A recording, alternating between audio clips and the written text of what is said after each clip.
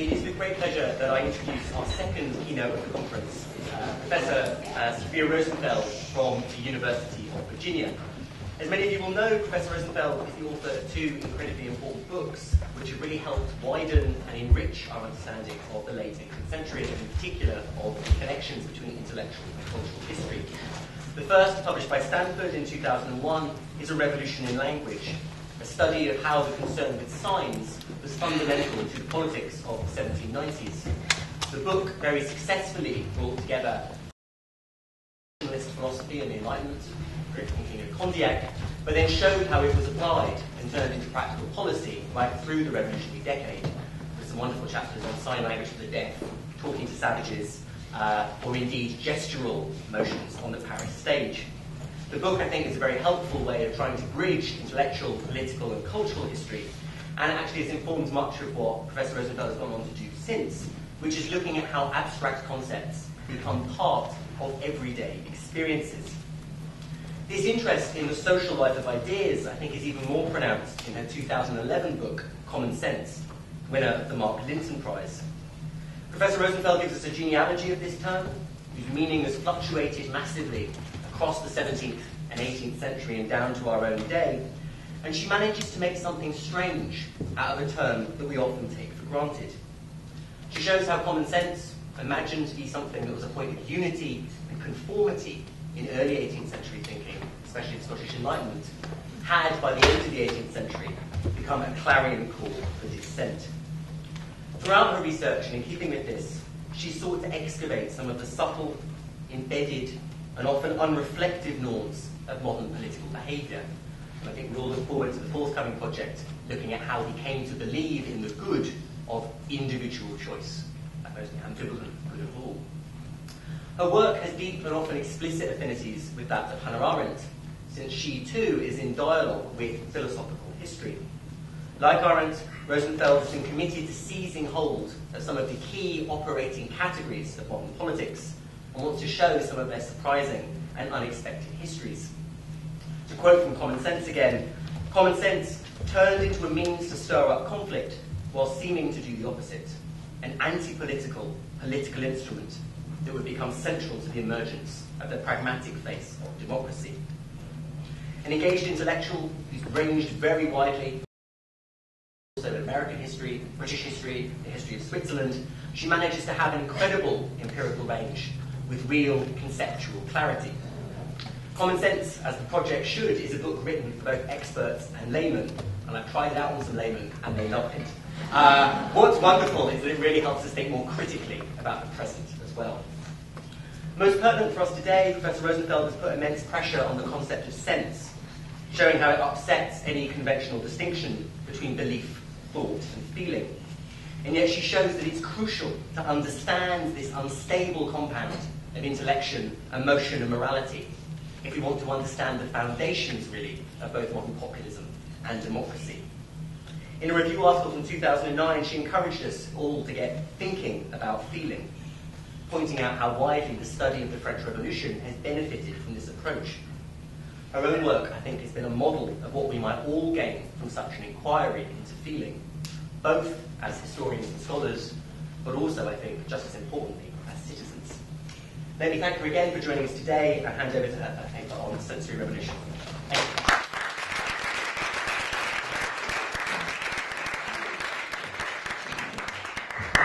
Thank you for that very, very kind introduction. And let me say what an immense pleasure it is to be here in very beautiful Durham University, one of the most beautiful days I've ever seen.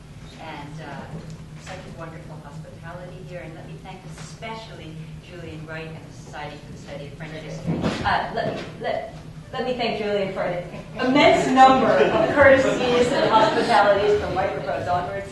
And thank you to all of you for suffering being indoors in a moment like this. All right. Let's see. So, the history of the senses is still often presented as something trendy, a perennially new field at the margins of the key issues and narratives of the modern practice of history. But in the study of the French past, at least, get rid of these, better this way.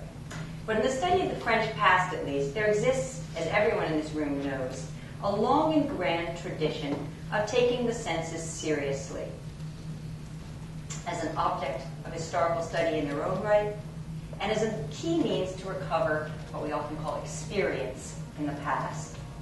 That tradition, and here I'm really thinking about French history as in some sense distinct from other areas of history, that tradition goes back to the Annales in the first part of the 20th century, when some of France's greatest historians began to ask how people in the past, including very ordinary people, lived in their bodies, whether looking up at the stars, or eating, or laboring, or tending to their children, or having sex, or dying.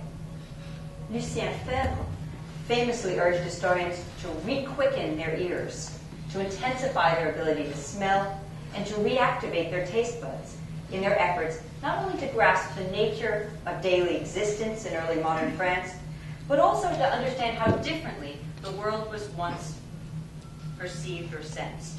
It's going off and on. Sorry. I can speak loudly too. I know.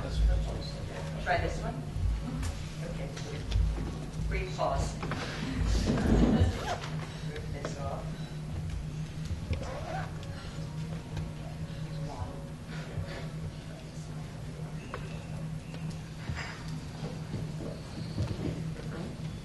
Let's see.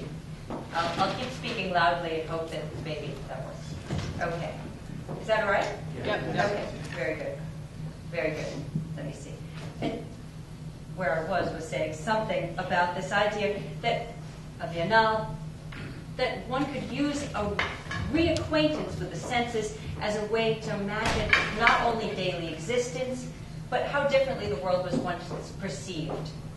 Ferdinand Braudel, in his great history of the Mediterranean, drew attention to the visceral experience of climate, heat and wind, for instance, in shaping every aspect of life and belief across this vast region. And the magisterial labors of Alain Robin to conjure the lost smells of the 18th century and the meaning of sounding bells in the 19th, among other sensory experiences, very much belong to this grand tradition. And well before that, if we want to carve out an extended French sensory history trajectory, there was Michelet, who brought us sensory politics, namely a revolution stamped with cold, with hunger stemming from a shortage of bread, with the excitement of crowds, with fear. That focus on the affective dimension of revolutionary experience continues in the work of scholars today, from Bill Reddy, who we heard from yesterday, to Sophie Vanish. And the tradition of Michelet also reverberates in film treatments, I think, of the French Revolution, whether the great movie Danton or many of the recent treatments of the story of Marie Antoinette, where the revolution is generally offered up to us as a kind of sumptuary and sensual feast, reconstructed in good part from the work of a long line of scholars on French perfume, fashion, food, gardens, street noise, not to mention physical violence. One result is that we now take it as almost axiomatic that a popular revolution must have an intense sensory dimension to be registered as meaningful, to be in some sense registered as revolutionary in impact. Consider even nonviolent revolutions, such as the Velvet Revolution of 1989, in which crowds assembled in the center of Prague precisely so as to make themselves seen en masse and via a massive shaking of keys heard as well. The same goes for whistleblowing and anti-Milosevic demonstrations in Belgrade in the 1990s. I think that these gestures are really worth paying attention to. Whether this remains the case in the age of social media-embedded revolution remains to be determined. But we surely can agree that this model holds for the great revolutionary demonstrations of the French past, from 1848 to 1968. Constitution writing alone does not a revolution make. And interestingly, even the American Revolution, which has long been cast as an almost entirely cerebral event, a bunch of founding fathers gathering in a hot room in Philadelphia, writing some document that everybody agreed on, even that is starting to be thought of much more as having a kind of visceral sensory dimension.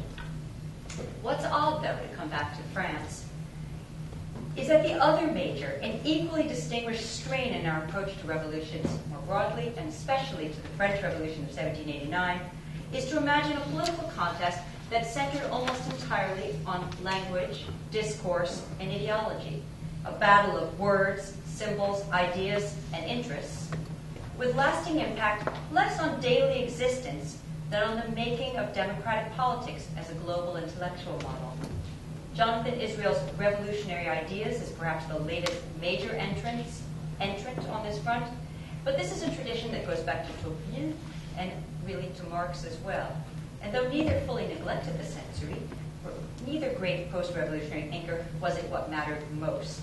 Similarly, sensory engagement was not of prime importance for François Furet, arguably the most important historian of the revolution in the immediate past, or many contemporary intellectual historians more interested in deep patterns in political life.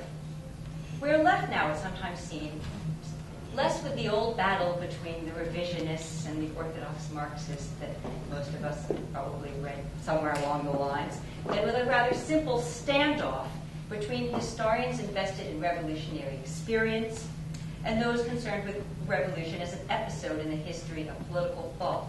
Especially true, I think, when it comes to the terror. Rarely do the twain meet. So what I've long wondered is, can the two be reconciled? And if so, how?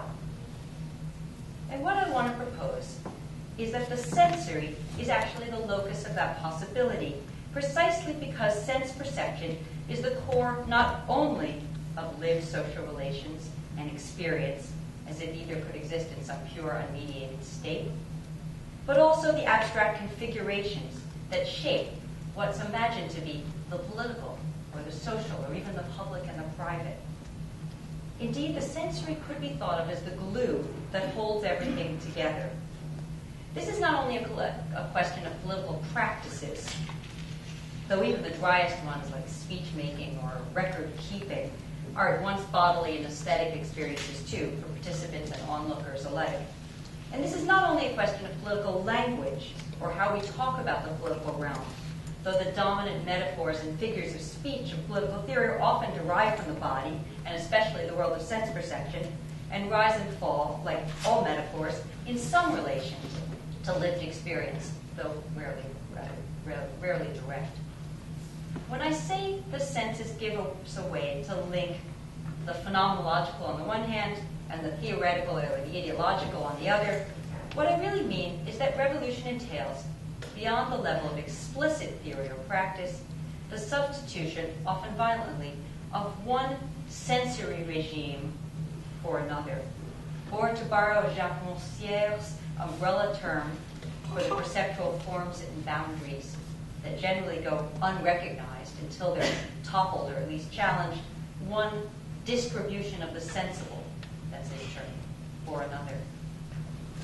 I've tried in the past to think about some elements of this story.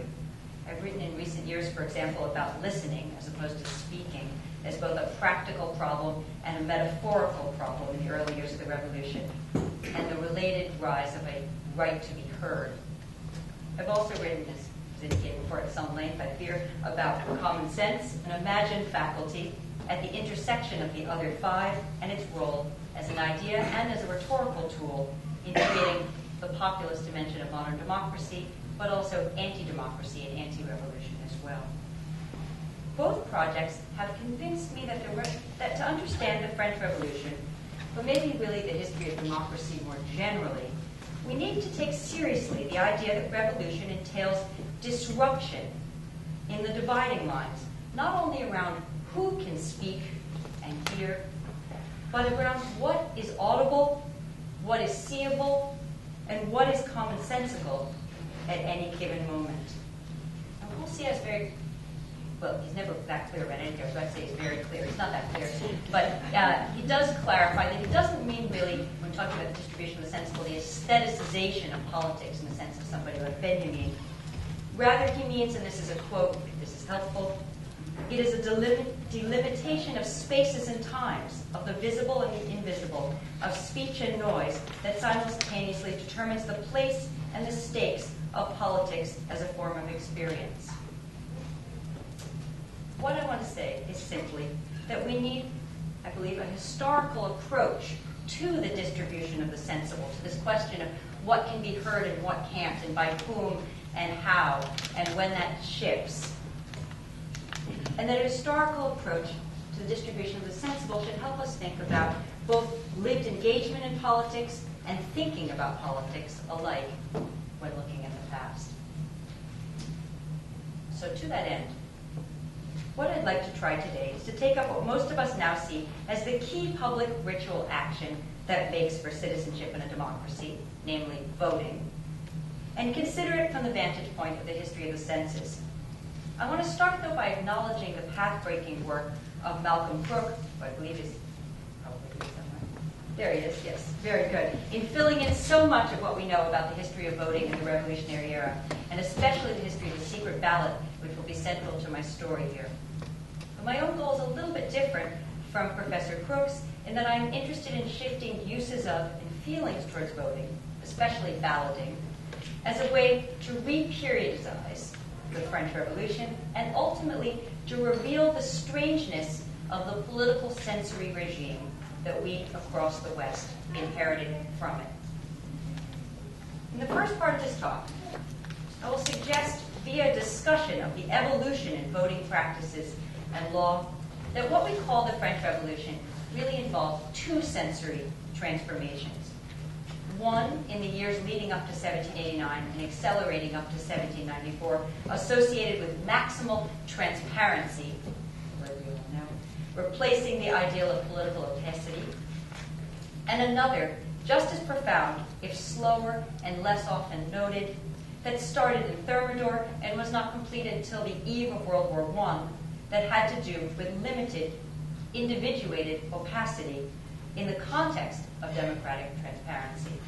The second, some of you will realize right away, has to do with the compromise between sensory openness and decentralized privacy that was legislated in 1795, the year of the introduction of that odd phenomenon, the publicly administered secret ballot. And finally, I want to propose that this second shift has created a realm of sensory experience, not to mention a distribution of the sensible, so entrenched that we hardly even notice its existence or the work it does today, unless we consciously remember to consider the sensible dimension of politics as a historical problem. Okay, that was a long wind-up, so let me begin. The first part of my story, the turn in French politics from veiling to transparency, or deliberate sensory deprivation to full sensory exposure, is well known. So I will give it only a very general gloss, and before trying to situate the history of voting within it, which I think does interesting things to complicate that story. But I'm going to start with the contours of that story. And it starts with a contrast. I expect this to be pretty familiar terrain, but I think it's worth setting up in any case. Our imagination of the final days of the old regime, from the slums of Paris to the court at Versailles, tends, partly thanks to the Annales School historians I mentioned earlier, towards sensory excess at every level. But there was one domain which, even at the time, quite the opposite was perceived to be the case: the world of politics and statecraft. This is not to say that the monarchs of 18th century Europe, including Louis XVI, did not keep a close eye on their subjects as well as their competitors. We know that the early modern French state was rife with networks of police, spies, and censors of various kinds, listening and peering about for useful information relevant to state security. Moreover, elaborate ceremonies of information designed to convey the majesty and power of the crown remained a feature of French statecraft well into the 18th century, even if witnessed by a diminishing few courtiers in close proximity, and now largely denuded of bodily contact, including the famous royal touch. Yet, when it came to the business of governing, we find in the 18th century, in France and really across continental Europe, a culture that prized closed doors. And visibility at the symbolic level was not taken to mean accessibility or visibility in the everyday sense, whether for kings or their closest advisors. Good governance, which was to say minimizing risk to state or dynastic security, depended upon controlling information and shielding the decision-making process from the prying eyes and ears of the public. This was especially true, according to raison d'etat theorists, when it came to state finances. Even as he made public statements on these very questions, Comte de Vergennes, Minister under Louis XVI, repeatedly stressed the importance to royal authority of the impenetrability and the non-disclosure to the gaze and audition of the public at large of any kind of royal authority. That's the backdrop in very bold strokes. And yet, as we all know, one of the standard stories now told about the coming of the French Revolution highlights the growing antipathy to this mode of conducting state business, a development that dates from well before the emergence of a hostility to aristocracy that we associate with the very end of the century. 50 years ago, the German philosopher Jürgen Habermas introduced readers to a concept that he called the bourgeois public sphere. And though Habermas never explicitly attached this story to a history of the senses, the bourgeois public sphere was a conceptual innovation designed primarily to say something about the relations between subjects and rulers, as well as the growth of public opinion.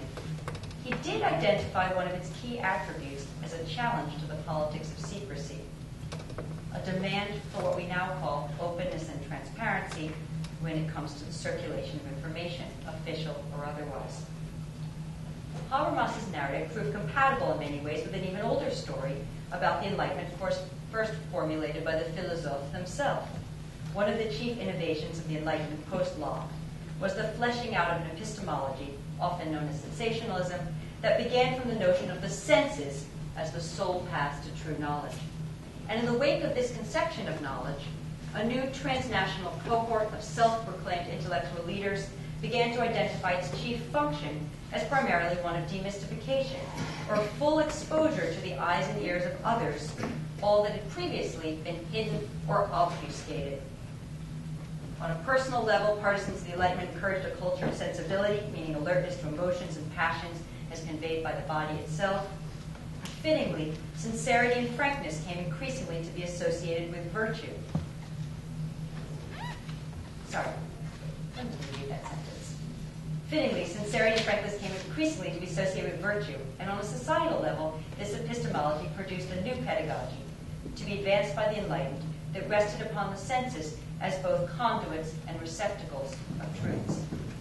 The very idea of enlightenment depended from the start upon the metaphor of exposure to light, of being suddenly able to see what had previously been hidden in shadows. The critique of opacity was already abundantly on display in Montesquieu's great novel of 1721, Les Deux Personnes. There, degeneracy and corruption of individuals and of the culture as a whole flow directly from the structure of the harem, with its locked doors, veiled faces, and thwarted gratifications of the flesh. By mid-century, the French political economist known as the physiocrate had translated this message into a demand for exposure, accountability, and greater public knowledge and discussion, especially of state finances. And as if in response, a whole genre of Francophone writing emerged in the second half of the century that took revealing the previously hidden to be its raison d'etre.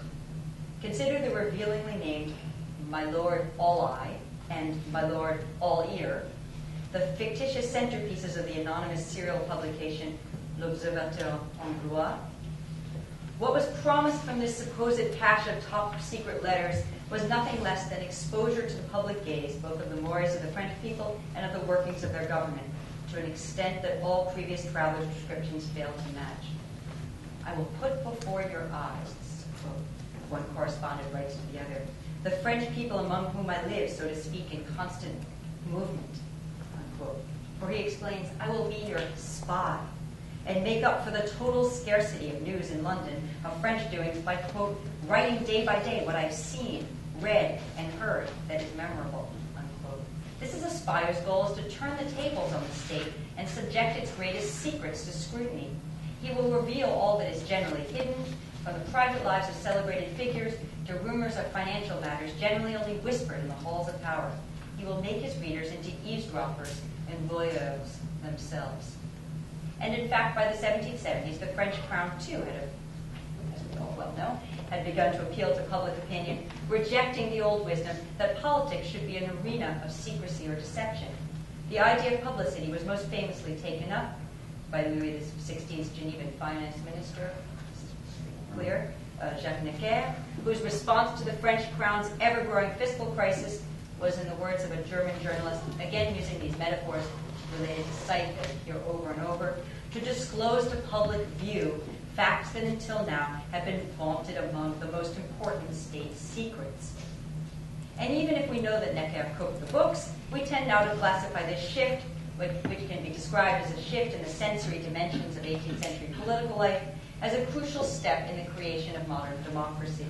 The start of the French Revolution, from this vantage point, can be seen as the logical culmination of the burgeoning politics of publicity, or intense visual and oral scrutiny, as well as a new commitment to this abstraction of public opinion as a source of law.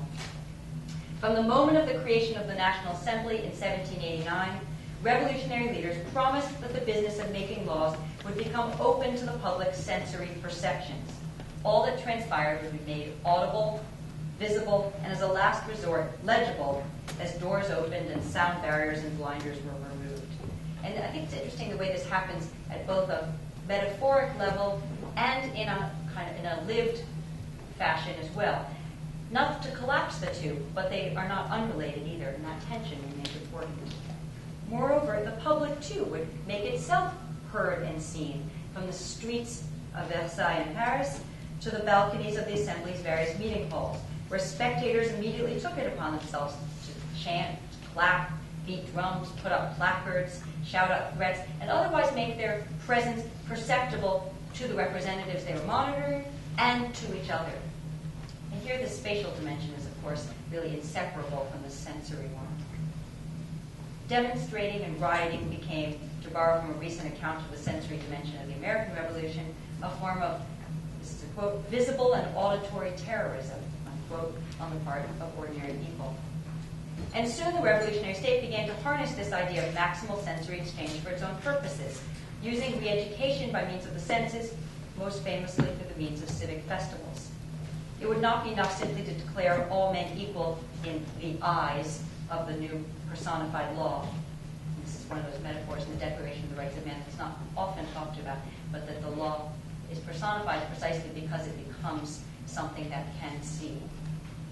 By the time of the First Republic, it was also agreed that the state, as one representative put it, had a special obligation to cultivate all that can speak to the eyes, and here we're referring to the eyes of citizens. All that affecting the senses can inspire Republican morals.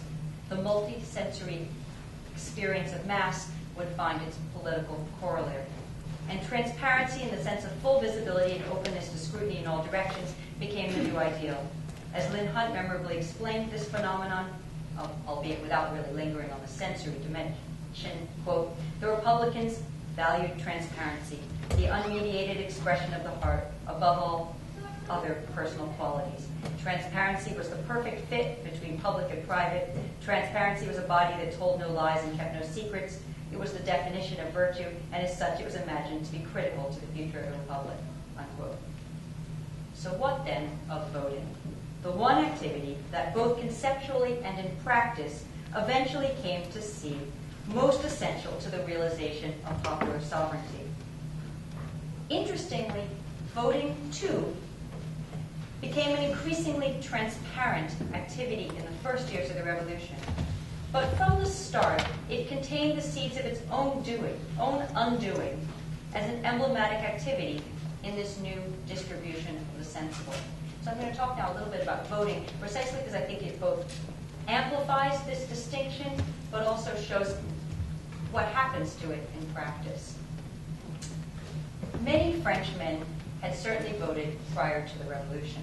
Despite France's previous relative lack of representative assemblies, a strong popular tradition of collective deliberation and suffrage had long existed, especially in guilds and village assemblies.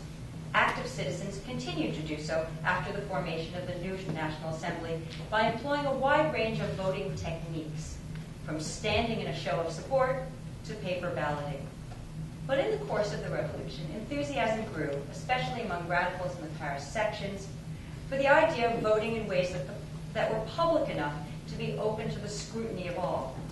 And interestingly, as many of you probably know, the standard in 18th century England and in most British colonies, including North America, was that polling was an almost entirely open affair, much like a raucous public festival.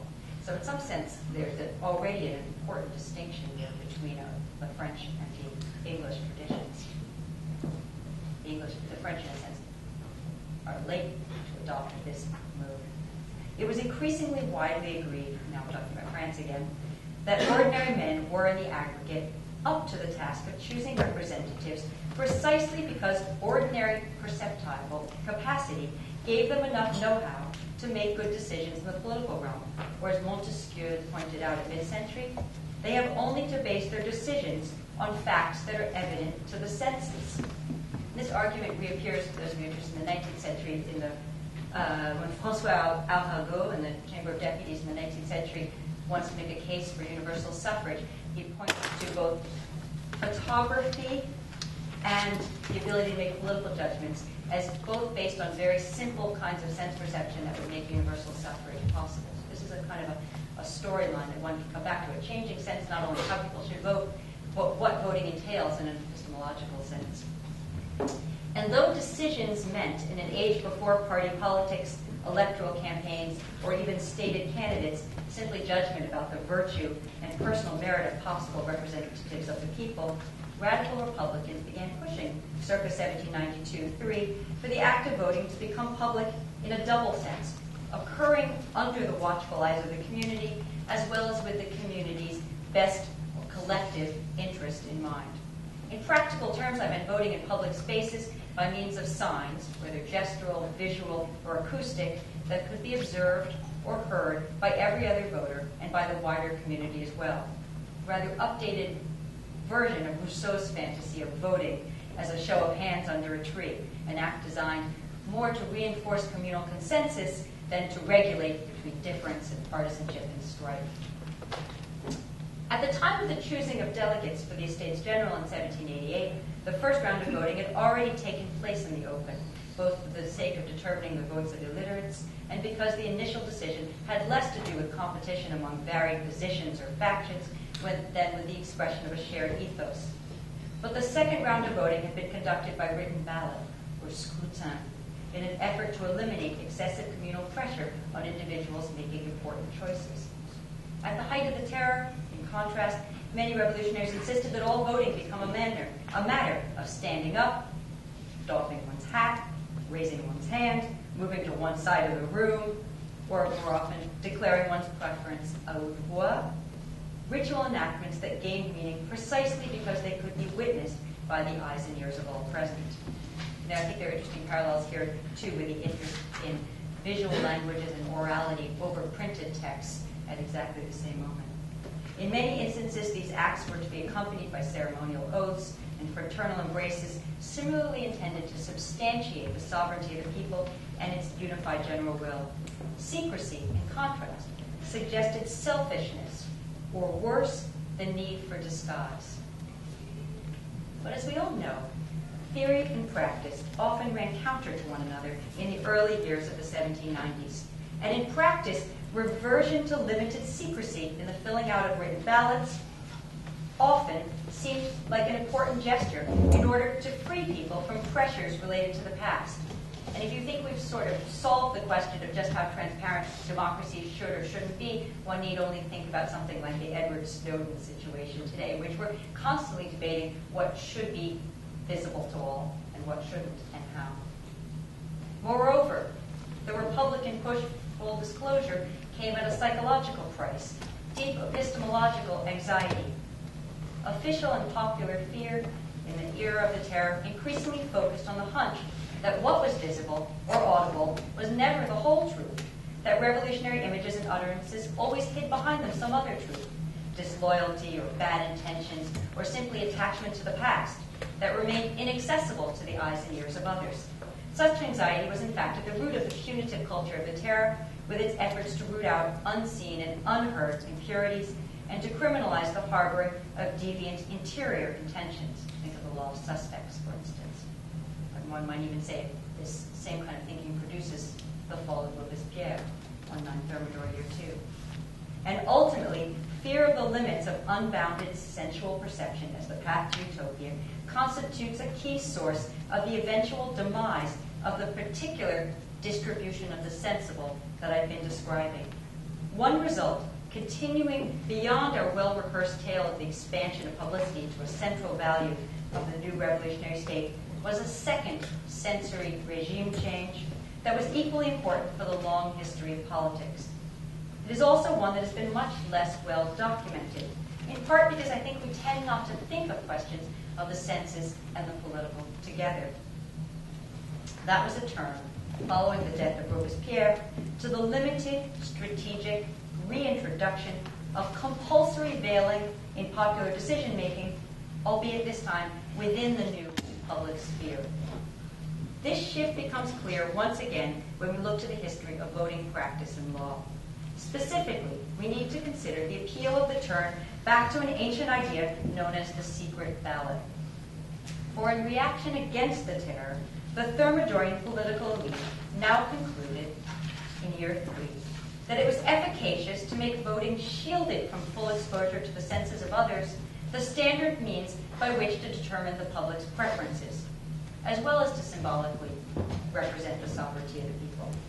So Article 31 of the Constitution of Year 3 required that ballots, which were typically papers filled out, folded, and then placed in a ballot box or urn, to be free from outside scrutiny, even as they continued to be cast in public spaces and aimed at determining the public good. The sentence announcing this change read simply, all elections will be conducted by scrutin secret. Not too much elaboration. A new electoral law enacted shortly thereafter required stated choices in candidates for voters to ponder, or an actual slate, we would call it, as appropriate to Republican manners. This was on top of new constitutional restrictions on the franchise itself. And here we come back to this question, not only what can be seen and heard, but who gets to see and hear. Not to mention new limits on freedom of assembly and press, who gets to be present or not, and restrictions on the number of spectators who could observe the new government's representatives at work. These changes generated surprisingly little debate at the time. Formally, they constituted only details in the much larger process of changing the language and rulings of the Constitution to reflect the experience of the so-called reign of anarchy that preceded 9 Thermidor. But they proved to be of outsized importance to the making of modern democratic normativity. The logic behind this second and ultimately lasting revolutionary turn in sensory regimes, along with the elevation and significance of voting as one of the only legitimate ways for citizens to exercise political rights, can be discerned from the introduction to the new Constitution offered by its chief architects in summer 1795. Using a tired visual trope by way of introduction, Boissy Donglas, speaking for the Commission of 11, reiterated the Convention's commitment to substituting light for darkness. This gets repeated over and over.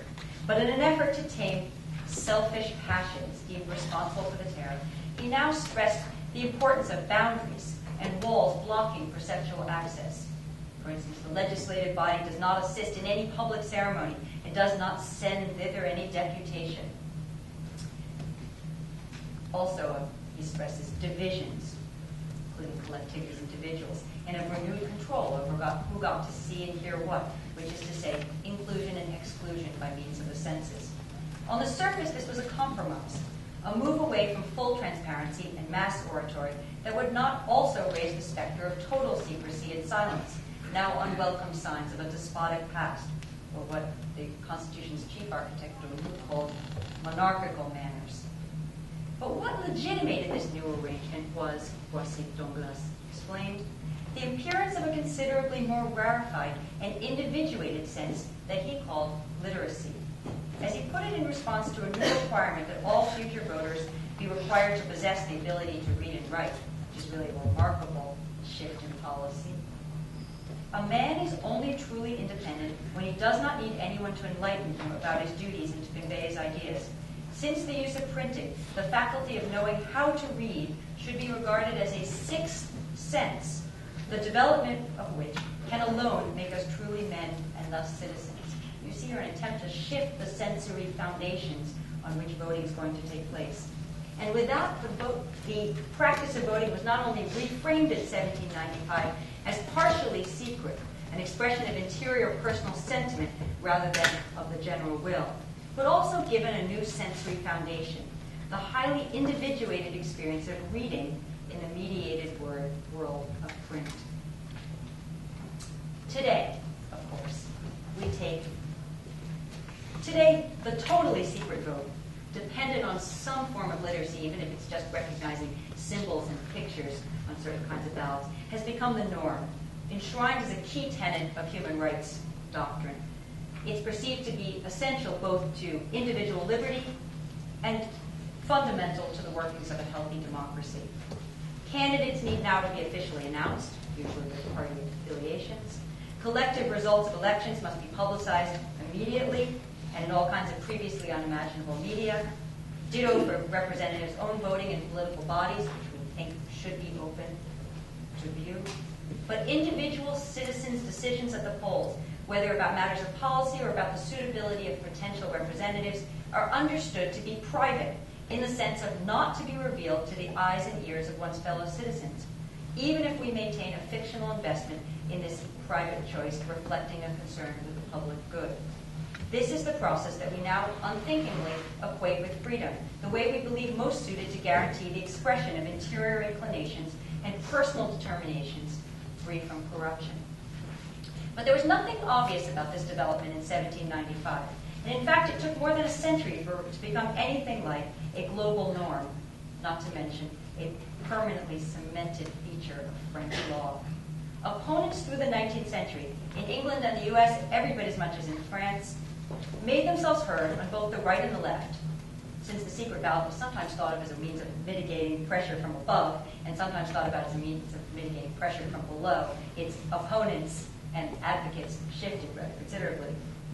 Often opponents insisted, whether on the right or on the left, in fact, that the secret ballot, in its hiddenness, was a betrayal of the very spirit of enlightenment, democracy, and concern with the public good, not least in its sensory contours. Listen to the language of English anti-ballot agitators in the 1830s, who couched their objectives doubly in moral and sensory garb. Said one MP in 1833, voting in secrecy would permit, quote, one of the most solemn trusts, one of the most sacred and important duties that can devolve upon a citizen of a free state to be performed under the shroud of darkness and in the mask of night. Or a writer of the same moment who claimed, this is again 1830s England, who claimed the ballot's advocates, quote, compel those persons to conceal their votes who hate all concealment. If you are afraid to go in at the front door and to say in a clear voice what you have to say, go in the back door and say it in a whisper. But this is not enough for you. You make me, who am bold and honest, sneak in at the back door as well as yourself, to hide the best feelings in my heart and to lower myself to your mean morals. Unquote. Much discussion also followed over the subsequent decades about exactly where the lines of legality regarding secrecy would lie. Should or could you be arrested for flaunting the rules and announcing your choice à haute voix while filling out the ballot or exiting the polls? What about opening up your scrutin? And notice the term, I think scrutin is an interesting term, to the scrutiny of somebody else who was not the official scrutateur, or what in English is often called a poll watcher. What, in other words, was to be the penalty for disrupting the new sensory order? Such squeamishness about the morality of secret voting was certainly instrumental in postponing until 1914, very late, the actual introduction in France of full secrecy in the form not only of a secret ballot, but also an envelope to hide the ballot, and a curtained voting booth, or isoloir, to literally hide the voter while in the act of filling in his ballot, later her ballot. A series of postcards issued that year, called Le Nouveau Vote Secret, oddly show people across France engaging in a public ritual for public dissemination that involves hiding from view as they enter or exit these isoloirs. Let's see, here's one up here. Probably been wondering why it's sitting up here. But I think these are rather amazing. This image highlights the people entering and exiting this kind of space of secrecy. And so there's lots of discussion in the literature at the moment. Are these like confessionals? Are they like toilets? Are they like, what are they, jail cells? And of course, the name reinforces, in some sense, the isolation that's supposed to result. And here you have people in an outdoor setting coming in and out, and then engaging in the other major ritual, which is depositing the ballot in the box. And it's very clear in all the instructions that no officials are to touch the ballot either, that the touch of the ballot, the handling of it, the physicality also belongs to the voter. I'll show you two more of these because they're kind of amazing series. Here's an interior view, but here again we have another. This one focuses only on the isoloir as a new technology, and you have people in various states of hiddenness and exposure. And here you have one with the isoloir on the background, but you just sort of ritual aspect of, again, depositing that vote that's emerged from this secret place, but in a very public ritual, one with hands off from the officials, but nevertheless widely to be observed. And these are, of course, the very fact they're photographs means that these are images of people hiding and emerging for public distribution. And indeed, even today, I want to suggest, when considered from a sensory perspective, the suffrage-related behavior we all typically take for granted in the US, the UK, and France can still seem rather strange. These remind us of how strange it was then. But back in 1984, in an influential book called Strong Democracy, Participatory Politics for a New Age, the political theorist Benjamin Barber memorably and rather sadly described voting as most of us know it today. In his words, voting, which is already the least significant act of citizenship in a democracy, has been stripped of all pomp and ritual. Instead, he continued, our primary electoral act has become rather like using a public toilet. We wait in line for the crowd in order to close ourselves up in a small compartment where we can relieve ourselves in solitude and in privacy of our burden, pull a lever, and then, yielding to the next in line, go silently home. Of course, we maybe do a major change in this ritual action with the introduction of mail-in ballots or online voting, a concession to convenience, but also to the further privatization and desensitizing of citizenship. In the US, at least, this would mean we would no longer even get the little sticker that says, I voted, that people tend to wear around one day a year. But Barber means already to link the experiential sensation of voting as we currently know it very much to, in his mind, diminished significance of citizenship in contemporary democracy. So what of the French past? I promise I'm concluding. If we follow Monsière, writing history is a form of political engagement, and one of our requirements, in a sense, and here I'm really extrapolating, is to follow Barber's lead, to call attention to what can and what cannot be said and seen, or as Monsière puts it, is sensible or is insensible, and to whom, at various moments, in various spaces in the world. Politics happens on this model when the previously excluded challenge or sometimes fully reconfigure in revolutionary ways the reigning perceptual order. But first, someone has to notice what that order entails. What a study of the French Revolution from the vantage point of the senses should convince us of is not only that 1795 marks as an important a moment in the story of modern representative democracy as 1789, exposition of the various phases of sensory revolution of the late 18th century should also make us wonder why and how we have become so sure that our current sensory political regime, first with its scrutin secret and later with its isoloir, is synonymous with freedom.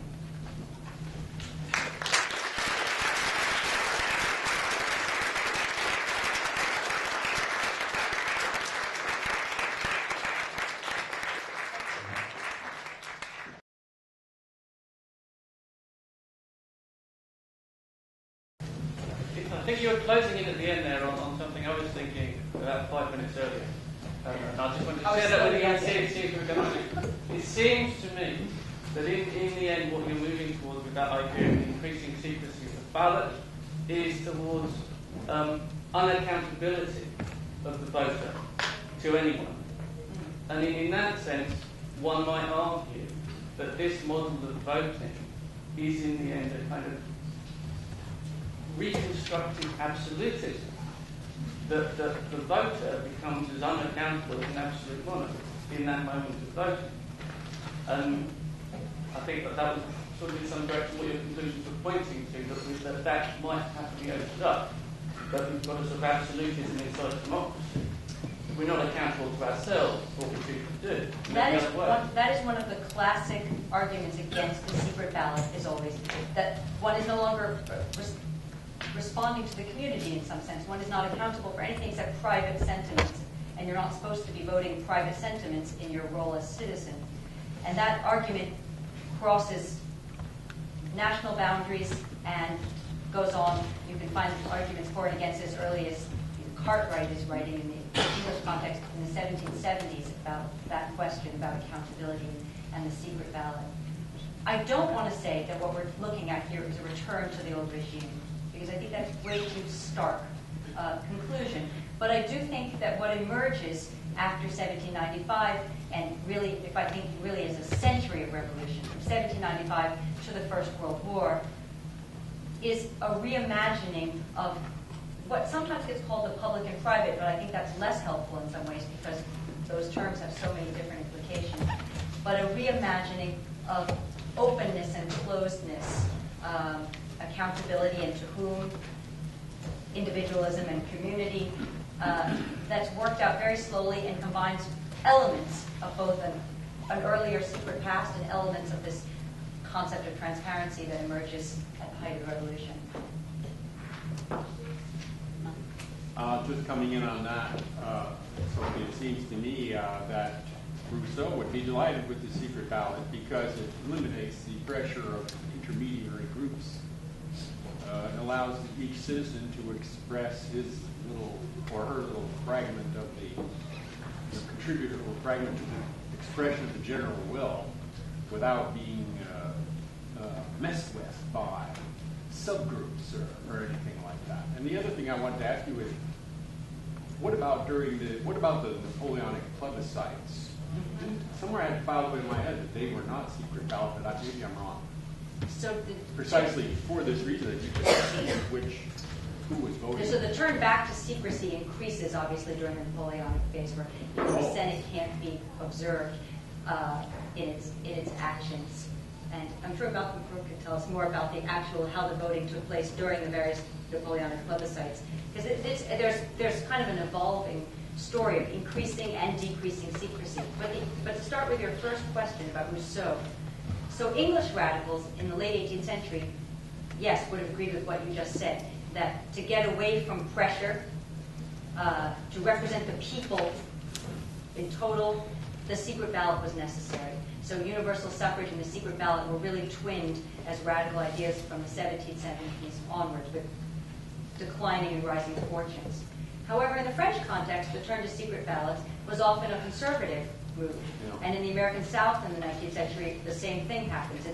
It's a way to either exclude people by means of literacy, or a way to try to break up pressure from below, to try to make sure that some kind of popular consensus doesn't emerge.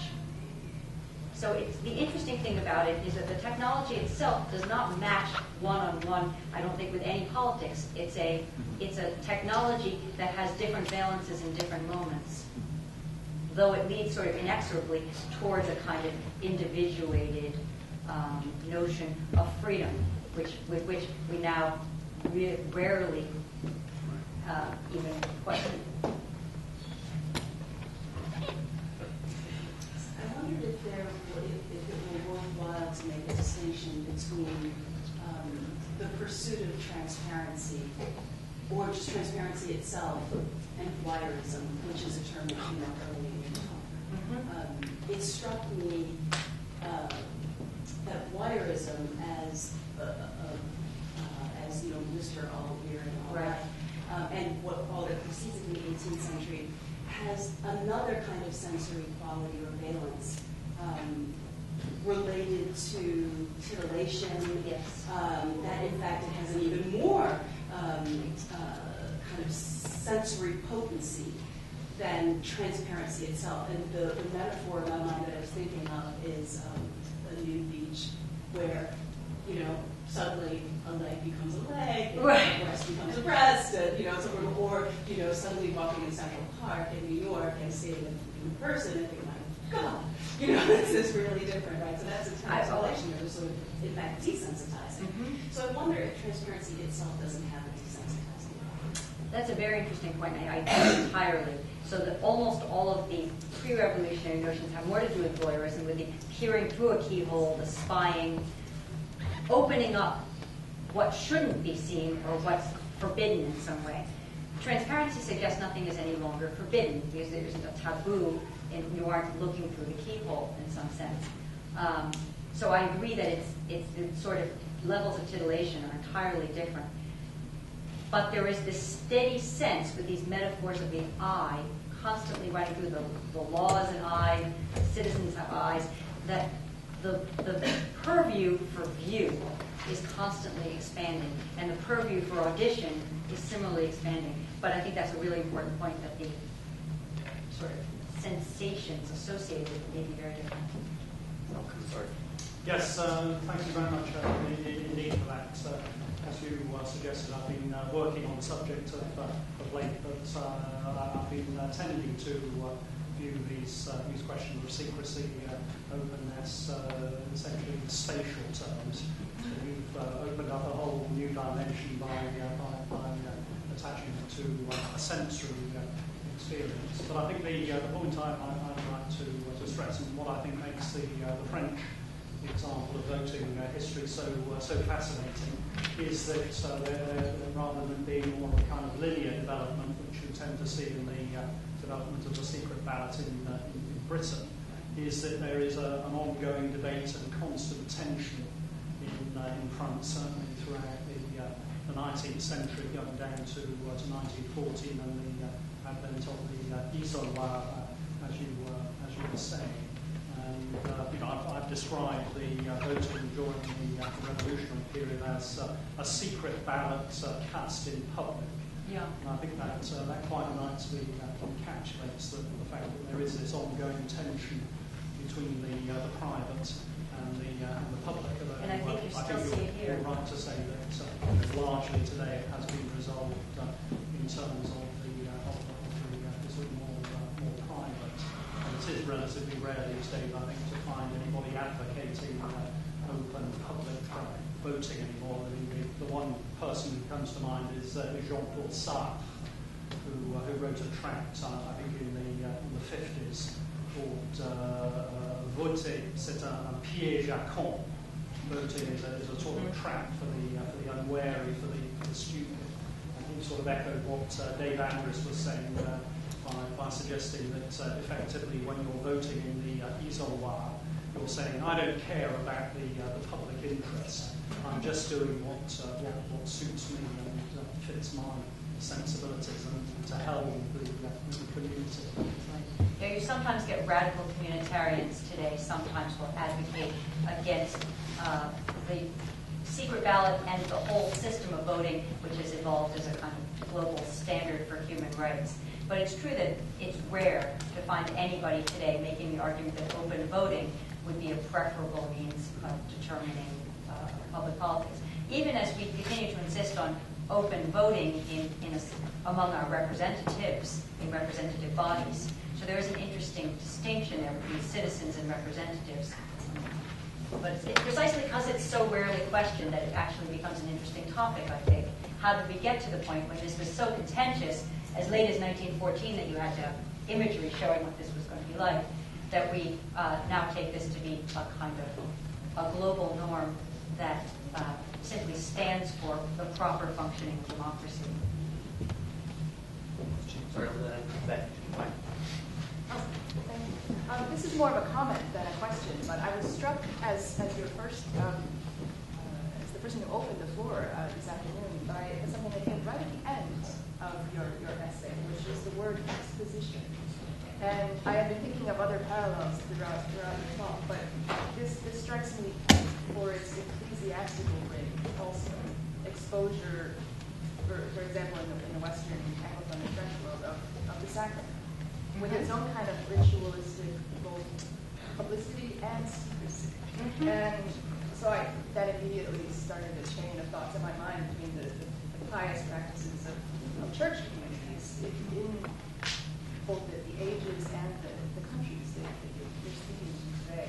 But the other parallels that I was really warmly enjoying earlier in your talk were much more mundane and kind of pan-historically French and English to this idea of, I guess I'd call it high the deed, high the doer, right, in context of sin, but then in prison and imprisonment and in, I don't know, I guess I'd call them the theaters, institutionalized theaters and social theaters, right, of saucy staged life and opera, or less saucy, more elevated context where, you know, from the Ancien Régime to the revolutionary years and after, things got darker and more secret and more reverent in these public spaces of the theater, and in the social theaters in which they were discussed. I can say both the elevated stuff and the body, naughty theater. But like I say, it's not a question, but I really enjoy thinking about these parallels to. And so did people from the late 18th century onwards, who were looking often for analogies to figure out whether this was a kind of religious rite, or a substitute for religious rite. This comes back to a very interesting paper after Clark yesterday about religious life and the revolution. Whether this is a penal practice of some kind, whether you're being enclosed or trapped in some way. And precisely, I think, where some interest lies is in looking closely at those metaphors and trying to figure out the relationship between the metaphoric and the experiential. And not thinking of them as having a direct connection, but thinking of them in some kind of evolving tension. Thanks, Sophia. I enjoyed that as well. Just thinking about, you mentioned something at the end, the I voted sticker in America. Yeah. And I was thought of other countries in the world when you see people coming out with the ink on their finger to prove they voted. Did the French have anything like that, that they said, I voted today in 1914 or whenever?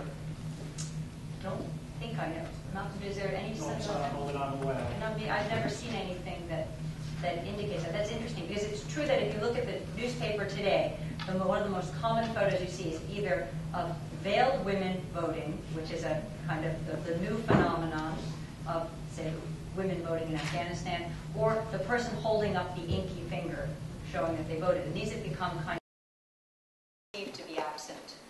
And so that's probably an interesting question unto itself. What are the indicators that we use as kind of badges of citizenship in a democracy around the world to stand for, I have voted. It's also guilt. You haven't. And it's a public pressure, and it's a show of civic obligation performed. First off the draw with Myra. Just one little comment that's occurred to me as you're showing the pictures.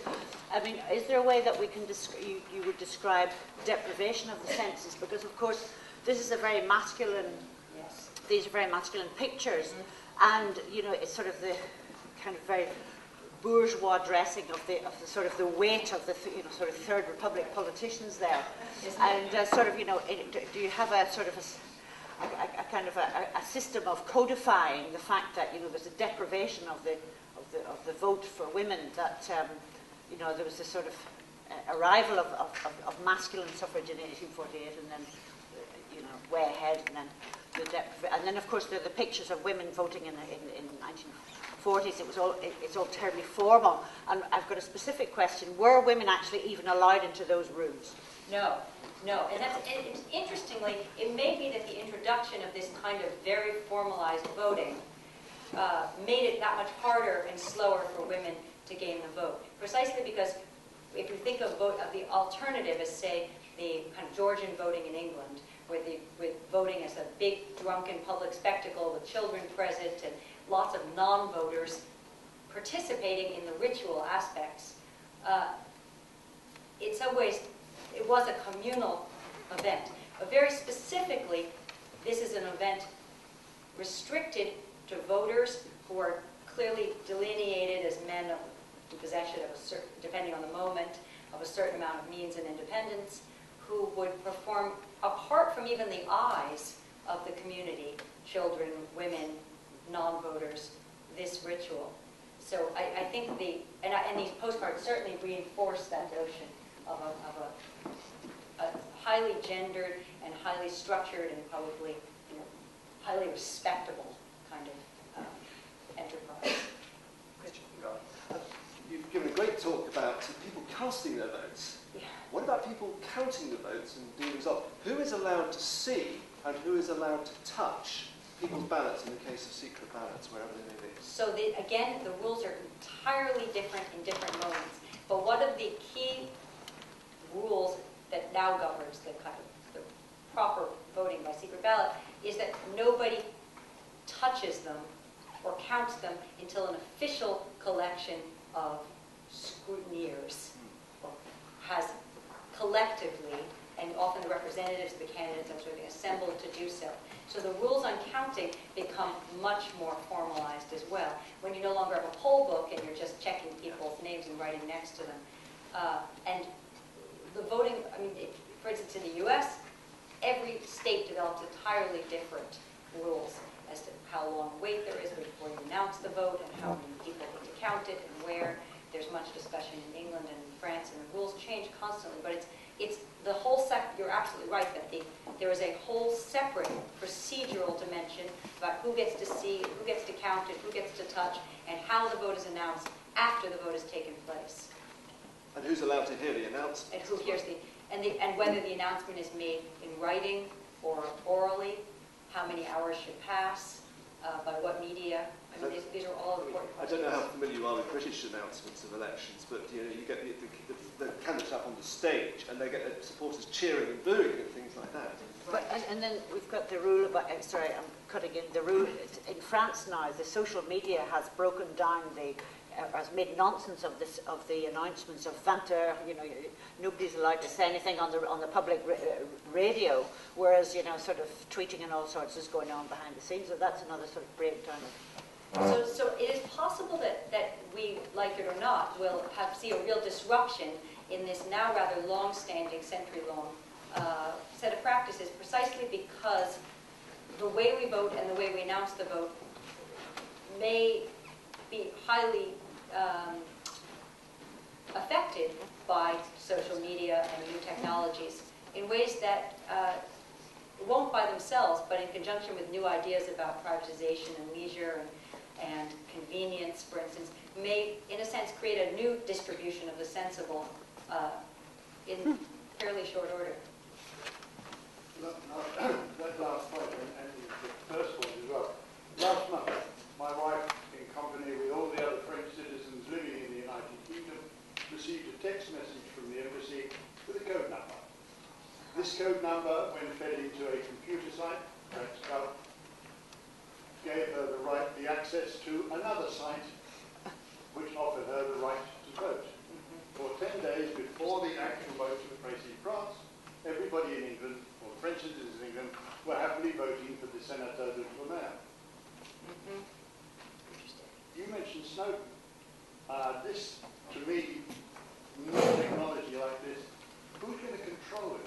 Where's the secret ballot? If I'm voting on a computer 10 days before the official election date, which is what happened, you're allowed time to do it. And who? You're talking about the count.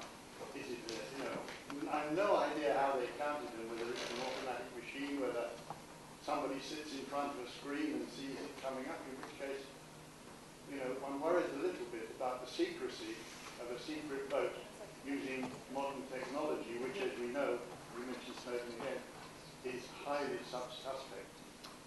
I think all of this is a very open question. There's a lot of contemporary writing on voting by political scientists, precisely because this is a new frontier. I mean, these sorts of things you're talking about, voting electronically in absentia ahead of an election, certainly changes the sense of communal participation in any kind of ritual. Whether that affects how one votes, whether one thinks differently about the public good in that setting, is hard to demonstrate or know.